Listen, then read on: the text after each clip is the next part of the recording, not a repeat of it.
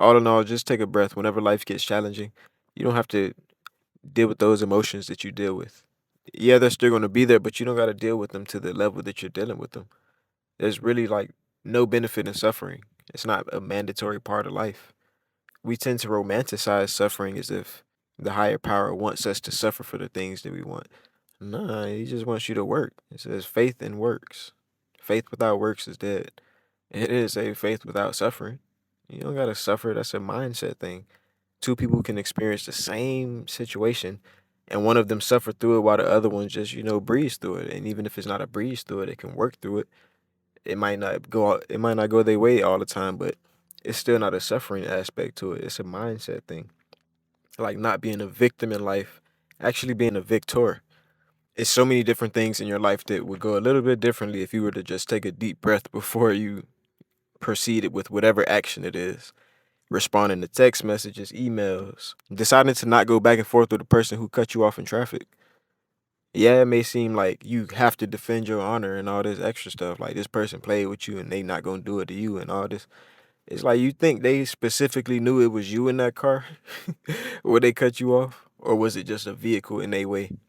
It's like, yeah, you might not have liked what they did, but you can detach from being personal with it. They didn't cut you off. They cut a car off. This is just somebody driving recklessly in the moment. You don't have to internalize that as, oh, they played with me and now I gotta chase them down the street just so I could look at them in the eye just so they could see that they played with me and they bet not do it again next time you see this person driving this vehicle, you know not to play with them and you bet not cut them off. And it's like, what are we doing? What's actually going on there is no real benefit to any of that. You can take a deep breath, like as soon as they cut you off, remember to breathe. And then deeply breathe. Take a deep breath deep into your diaphragm. Don't let your chest move when you breathe. Push your belly out. Just focus on a couple of breaths like that. And then see how you feel about the moment. See if you still want to tweak out. See if you still want to drive down the street recklessly and chase this person down. It's probably not what you want to do. It just seems like the only thing to do because whenever we get mad, we get tunnel vision on the situation and we kind of can't see all of the different options involved. We can't see all of the different things that we can do because all we can see is this person that played with us in this moment. And we can just feel like, we want to get some sort of revenge. It may not even be eye for an eye. You might want to do something worse because you may be in a bad mood. It could go all sorts of ways, but all in all, taking a deep breath, it'll give you more options. It'll allow you to be able to just see the lay of the land a little bit better. And this will cause you to not be such a victim to your circumstances. It's like, yeah, every day isn't going to just go exactly how you want it to go, but that doesn't mean you have to get out of character. You decide who you're going to be when you wake up in the morning, and then you continue being that person. You don't allow life to put you in different vibes like, oh, this person cut me off, so now I'm going to treat everybody horribly today. I'm in a bad mood. Y'all just move out my way. Everybody walking on eggshells around you. Nah, life don't got to be like that. You woke up in a good mood. You can proceed through life.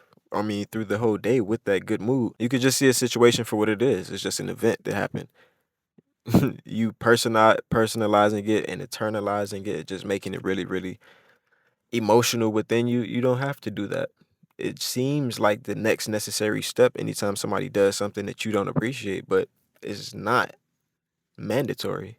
You don't have to just automatically ooze out bad emotions. Like you can control yourself, you can regulate yourself in the moment. Take some time to yourself. Don't just feel like you have to respond just because somebody, you know, gave you something to respond to.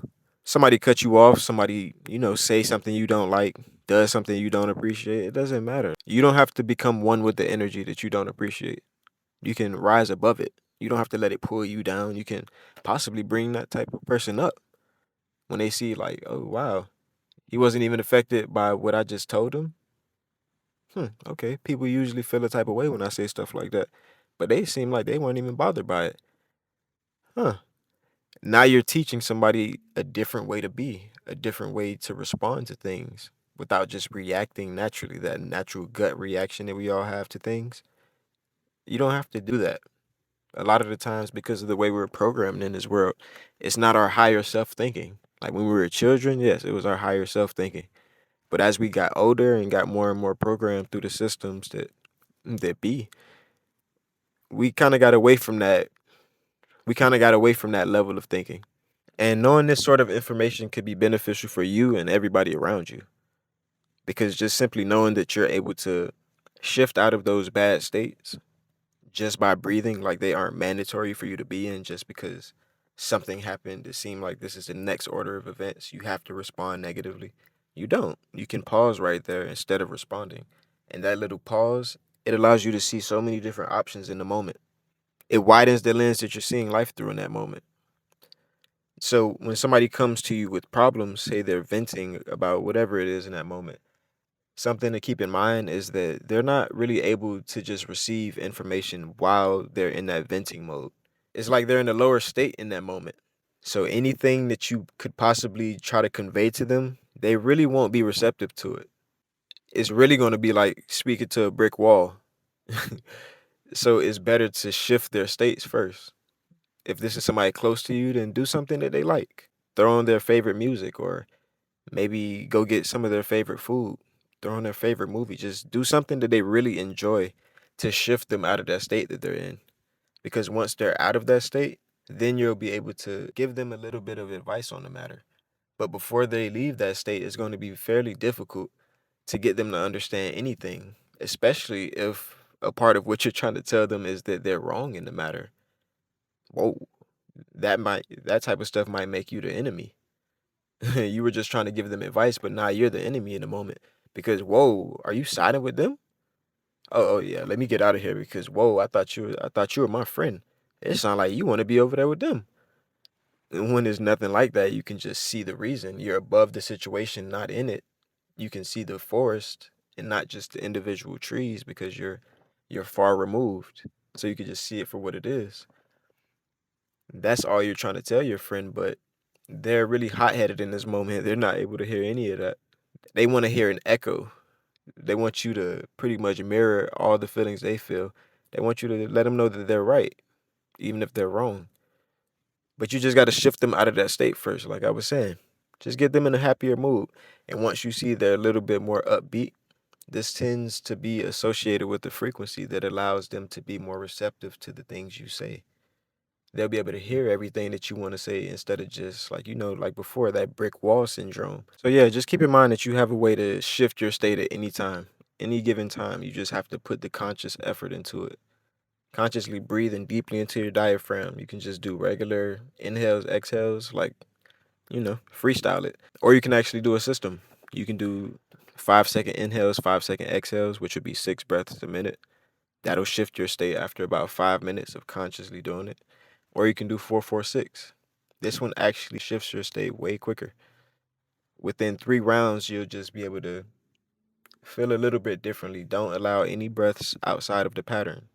4 seconds in, 4-second pause, and then a 6-second exhale. This will really begin to shift things for you. Do this throughout the day. And regulation, it doesn't just seem like euphoria all at once. What's going to happen is you're just going to start having less negative thoughts. Like your mind won't be racing so much.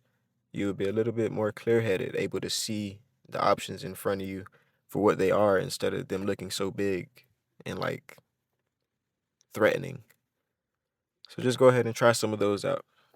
And I'll talk to you next time. I'm Brad, and this is LGTM Healing, where we can get your mind right so you can go and get your money right. You did?